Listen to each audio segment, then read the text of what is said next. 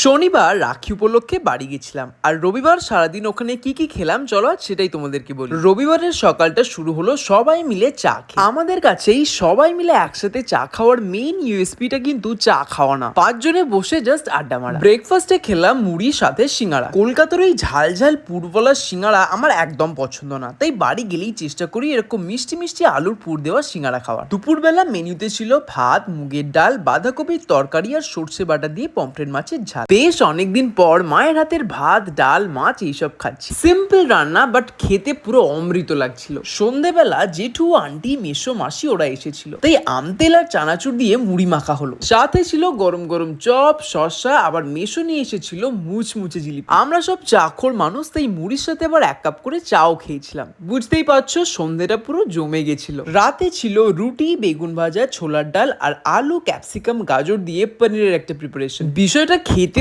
Mixed ভেজের মতোই, শুধু সবজির জায়গায় পনিরটা বেশি দেওয়া হয়, এটাই যা আলাদা। রবিবারটা আমি নিরামিষ খাই, কিন্তু আজ আমার সাথে বাকিরাও খেলো, তাই সেটাকেই কম্পেনসেট করার জন্য সব শেষে ছিল প্রচুর মিষ্টি, সাথে আইসক্রিম।